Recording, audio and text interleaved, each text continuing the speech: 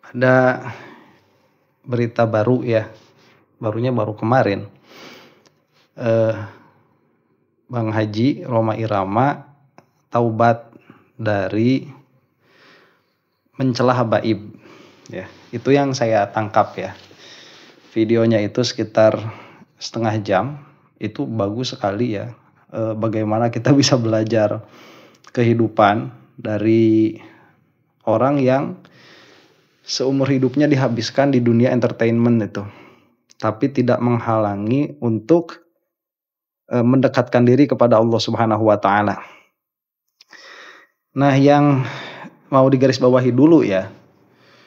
Ini apakah Bang Haji itu beliau taubat dari menafikan Ba'alwi sebagai dzurriyyah Rasulullah Shallallahu alaihi wasallam, atau taubat dari membicarakan hal-hal yang tidak sepantasnya di dalam podcastnya.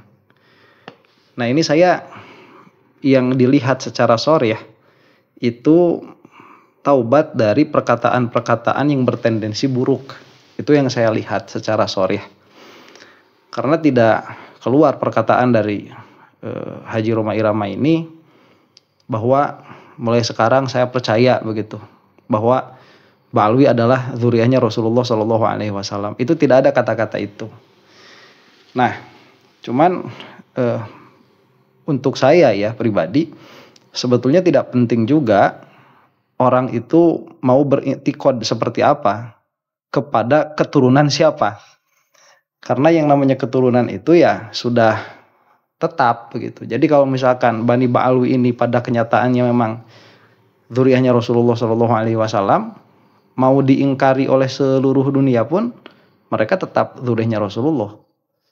Nah, tapi kalau misalkan kenyataannya bukan, mau diakui oleh seluruh dunia pun, ya berarti pada kenyataannya ya bukan. Dalam pengertian, i'tiqad seseorang itu tidak merubah kepada kenyataan. Nah, cuman saya makan sedari dulu sudah punya i'tiqad begini, orang mau menisbahkan diri kepada siapapun, itu saya percayai begitu. Siapapun pengakuan dia, dan itu adalah posisinya Imam Malik ya, kalau tidak salah. Meskipun ada kritiknya. Nah, yang perlu digarisbawahi di sini, yang menjadi pelajaran buat kita. Jadi pelajarannya itu bukan tetapnya Bani Ba'alwi atau tidaknya, karena itu mah sudah jelas dari dulu juga sudah tetap begitu ya. Bil ijma itu sudah selesai pembahasan itu. Nah, yang bisa dijadikan pelajaran untuk kita itu bahwa dalam beberapa kasus manusia itu kan tidak luput dari pendapat ya. Jangankan perkara nasab lah. Asal manusia pun manusia itu punya pendapat. Jadi asal ditanya perkara dan dia itu berpikir, dia bisa memiliki pendapat tentang apapun. Nah, pendapat ini itu kalau di dalam mantik disebutnya kan hukum tuh, disebutnya itu tasdiq. Jadi mengidrok nisbah antara satu perkara dengan perkara yang lain. Dalam hal ini mengidrok nisbah antara Bani Ba'alwi dengan kedzurriyahan dari Rasulullah Shallallahu alaihi wasallam. Nah, apabila itu dibenarkan, maka itu mentasdik yang membenarkan. Apabila didustakan, maka itu mentakdzib. Dan ini memang di antara perintah-perintah Allah Subhanahu wa taala yang ada ke dalam kolbu itu sebelum diperbuat. Apabila ada perintah yang berkaitan dengan perbuatan, itu pasti ta'aluknya dengan kolbu dulu ya. Makanya jangan salah, perkara itu meskipun dia furu', tapi asalnya itu usul. Jadi perintah untuk sholat. Nah, perintah untuk sholat ini kan dia furu' ya. Dalam pengertian nanti di dalam menjalankan perintah sholatnya bisa berbeda-beda tata cara dari satu madhab kepada madhab yang lain begitu. Di dalam yang zonninya, di dalam yang qot'inya ya sama semua. Tapi itu disebut furu'. Kenapa? Karena tatkala sholat misalkan tidak dikerjakan, itu tidak mengeluarkan seseorang dari agama. Tapi dengan catatan ya, tidak mengerjakannya itu karena maksiat, bukan karena ingkar kepada perintah sholat. Jadi perintah sholat, perintah zakat, kemudian perintah puasa, perintah berangkat haji bagi yang mampu begitu, dan membacakan syahadat diantaranya. ini sebetulnya termasuk dari pembahasan ilmu tauhid. Nah, cuman pembahasan ilmu tauhid itu bukan terletak pada bagaimana mengerjakannya, tetapi terletak dari bahwa kita itu harus meyakini bahwa itu adalah sebuah kewajiban yang harus dikerjakan. Maka apabila kita tidak mengerjakan, berarti kita itu sedang melawan kepada Allah Subhanahu wa taala, dan itu harus diakui begitu. Ya, jadi di dalam usul itu jangan sampai kamu berbuat dosa dan kamu tidak mengakui bahwa itu dosa. Nah, karena kalau misalkan kamu berbuat dosa tapi mengakui itu dosa, maka berhenti hanya pada berdosa saja. Tapi apabila kamu itu berbuat dosa tapi kamu tidak mengakui bahwa itu adalah perbuatan dosa, apabila dosa yang dilaksanakan ini termasuk ma'lumun binan dini bid-darurah, semua orang tahu bahwa itu dosa, maka dia bukan hanya berdosa tapi sudah keluar dari agama begitu. Nah, dari kasusnya Bang Haji Roma Irama ini, jadi yang saya tangkap itu kembali lagi tadi ya, beliau bertaubat dari perkataan yang tidak pantas bagi Ba'alwi. Adapun apakah beliau itu jadi percaya sekarang bahwa Bani Ba'alwi itu adalah dzurriyyahnya Rasulullah SAW, itu tidak keluar perkataan yang jelas begitu ya dari Bang Haji Roma Irama. Jadi yang bisa menjadi pelajaran bagi kita ini, jangan sampai kita itu terlalu ngotot di dalam hal-hal yang zonni. Ya namanya zonni ya. Kalau sudah terbuka kenyataannya bagaimana, maka akhirnya kita yang malu begitu apabila tidak sesuai dengan kenyataan. Makanya di dalam bab fikih itu ya, kita itu hanya bisa qat'i bahwa ini adalah madhab Syafi'i. Misalkan dalam hal bersentuhan kulit ya, apakah bersentuhan kulit dengan lawan jenis itu membatalkan wudhu atau tidak? Nah, kita bisa qat'i bahwa itu adalah posisi madhab Syafi'i. Dan yang tidak batal itu kita bisa qat'i secara pasti memastikan bahwa itu adalah posisi madhabnya Imam Malik. Tapi kita tidak bisa memastikan apakah ini benar di sisi Allah atau tidak. Nah, kita tidak bisa memastikan itu. Nah, makanya nanti kembali kepada ijtihad ya. Apabila salah pahalanya 1, apabila benar pahalanya 2. Tapi apabila perkara-perkara yang qat'iyat seperti bahwa Allah itu bukan jisim, bukan jirim, itu mah sudah jelas pada kenyataannya memang seperti itu. Nah, dalam hal yang seperti ini kita itu wajib ngotot begitu. Karena tidak mungkin salah. Makanya kenapa para ulama kalam itu kan suka dikatakan ya, kalau orang itu sudah menjadi ulama kalam itu hatinya tuh biasanya keras dulu begitu. Dalam permulaan suluk di dalam ilmu kalam itu hatinya bakal kena keras dulu. Kenapa? Karena dia melihat sesuatu itu antara qat'iyat. Ya, jadi tidak mungkin salah di sisi Allah Subhanahu wa taala.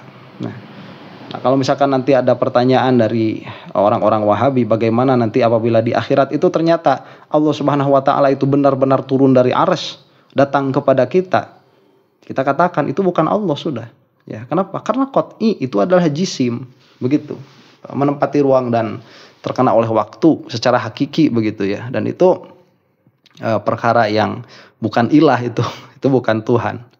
Nah, itu dalam perkara yang qat'i. Jadi dalam perkara yang zonni itu jangan sampai kita kekeh ya. Boleh kekeh dalam lingkup bahwa ini adalah zonni. Jadi keqat'iannya itu hanya kita bisa sampaikan bahwa ini adalah qat'i. Misalkan posisinya madhab Syafi'i begitu. Yang ini qat'i posisinya madhab Maliki. Tapi kita tidak bisa memastikan apakah di sisi Allah Subhanahu wa taala memang begitu atau tidak. Berbeda halnya dengan usuluddin yang qat'iyatnya begitu, bahwa Allah itu ada, Allah itu qidam baqa mukhalafalil hawadis terus sampai mutakaliman, itu sudah qat'i ya. Sudah tidak bisa diganggu gugat. Tidak bisa diganggu gugat itu dalam pengertian apabila kita sudah sampai ke sana, maka kita itu sampai kepada kepastian seperti 1 tambah 1 sama dengan 2. Ya, makanya di dalam akidah itu sebagaimana dikatakan oleh Syekh Said Fodah, itu tidak ada urusan dengan bermadhab, dalam pengertian tidak ada urusan dengan bagaimana orang itu berbeda dengan kita, baik ulama sebesar apapun, kalau kita sudah sampai kepada kepastian itu. Ya, jadi kalau misalkan di dalam ilmu tauhid itu kan suka dikasih ada derajat keyakinan tuh dari mulai waham ya yang paling rendah tuh. Dari mulai waham, zon, kemudian syak, kemudian dari mulai jahlun ya, jahlun, kemudian waham, kemudian syak, kemudian zon, kemudian yakin ya atau jazm begitu. Nah, ini kan ada 5 tingkatan tuh di dalam kepercayaan itu. Nah, di dalam iman, dalam perkara-perkara yang qat'i, ini kita tidak bisa memakai zon, memakai sangkaan, tidak boleh. Maka dikatakan apabila sedari awal beritikad kepada aqaidul iman ini dengan zon, ini sedari awal sudah tidak sah imannya, sedari awal tuh.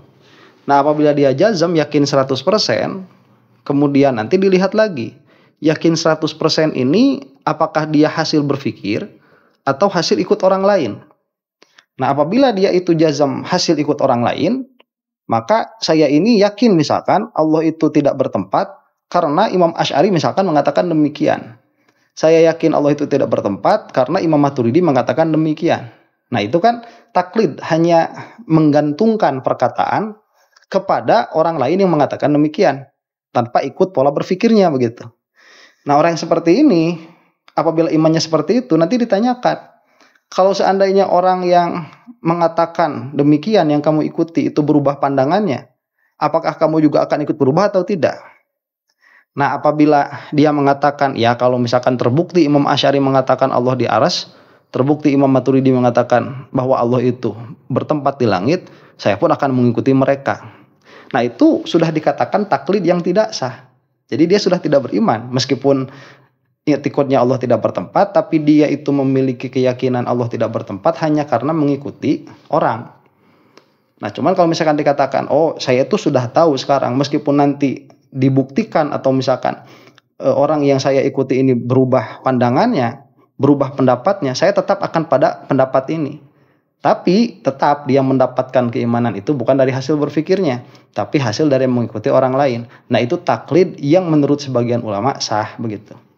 Nah, idealnya ya di dalam perkara yang qat'iyat itu termasuk di dalamnya akidah Islam itu tidak boleh taklid. Jadi kita itu ikut Imam Asy'ari, kita ikut Imam Maturidi bukan pada hasil sifat-sifat yang mereka ketahui dari Allah Subhanahu wa taala, tapi dari pola berpikirnya. Ya, makanya kita di dalam Dasuki itu sampai dikeluarkan natijah sugro dan kubronya dan lain sebagainya, itu untuk menyampaikan kita kepada kepastian pengetahuan yang pasti yang berlandaskan dari dalil. Nah, apabila sudah sampai kepada kepastian itu sudah tidak akan berpengaruh perkataan orang apapun. Dia akan menganggap orang yang mengatakan tidak sesuai dengan dirinya itu gila semua begitu.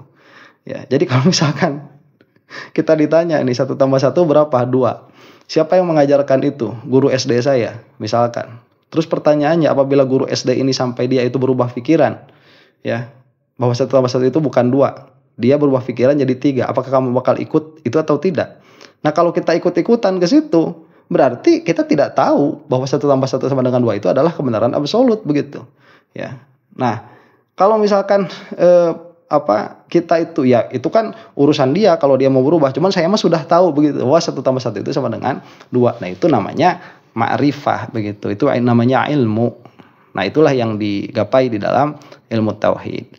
Nah, dalam posisi-posisi yang selain yang qat'iyat ini termasuk di dalamnya keabsahan Bani Alwi sebagai dzurriyyahnya Rasulullah sallallahu alaihi wasallam. Kalau untuk saya mah ya itu sudah termasuk qat'i. Kenapa? Karena dalilnya dari ijma'. Jadi mau seluruh dunia mengatakan Bani Ba'alwi itu bukan dzurriyyahnya Rasulullah sallallahu alaihi wasallam, untuk saya mah itu dzurriyyahnya Rasulullah sallallahu alaihi wasallam. Jangankan Imad yang bilang begitu ya, Jazuli begitu. Siapalah orang-orang yang mendukung Imad itu. Jangankan mereka yang cuma nukil-nukil kitab mengatakan begini dan begitu. Andai kan ada misalkan ini dikatakan Ba'alwi ya. Ini dikatakan Ba'alwi. Ini sudah tetap dari Robitoh Alawiyah, misalkan dia adalah Ba'alwi dan dia mengakui bahwa dia itu Ba'alwi, tapi dia sendiri ragu bahwa saya ini keturunan Rasulullah SAW. Saya ini loh Ba'alwi, tapi saya ini tidak yakin bahwa saya ini keturunan Rasulullah SAW. Saya loh lebih yakin daripada dia bahwa dia itu keturunan Rasulullah SAW daripada dirinya sendiri. Kenapa? Karena saya punya dalilnya ijma begitu. Yang namanya Ba'alwi itu keturunannya Nabi Muhammad SAW, itu sudah tetap bil ijma. Yang namanya ijma tidak mungkin bohong. Jadi adapun orangnya itu saja yang bodoh begitu. Ya, nah itu. Jadi ala kulli halin ya, Bang Haji Roma Irama ini luar biasa dalam pengertian meskipun misalkan dia itu tetap tidak mengakui Bani Ba'alwi sebagai dzurriyyahnya Rasulullah SAW, memang yang menjadi masalah di sini adalah cara menyampaikan hal itu. Jadi cara menyampaikan orang-orang yang sedari awal tidak percaya Bani Ba'alwi ini sebagai dzurriyyahnya Rasulullah SAW. Jadi kalau misalkan mau mengatakan itu bukan dzurriyyahnya Rasulullah, ya sudah kan, sudah selesai, bikin buku saja selesai, nggak usah dikeluarin kemudian sampai bilang-bilang ada PKI ya segala macam, ternyata kan salah juga begitu. Nah itu yang ditekankan begitu. Mudah-mudahan video ini ada manfaatnya. Sebetulnya saya ini mau membahas bagaimana ya luar biasanya Bang Haji Roma Irama itu di dalam bertorikohnya. Itu sebetulnya pengen saya bahas juga, dan ada hal yang lain. Cuman nantilah insya Allah ya kapan-kapan kita bahas. Kita sudahi saja dulu sampai di sini. Wallahu taala alam bisawab. Assalamualaikum warahmatullahi taala wabarakatuh.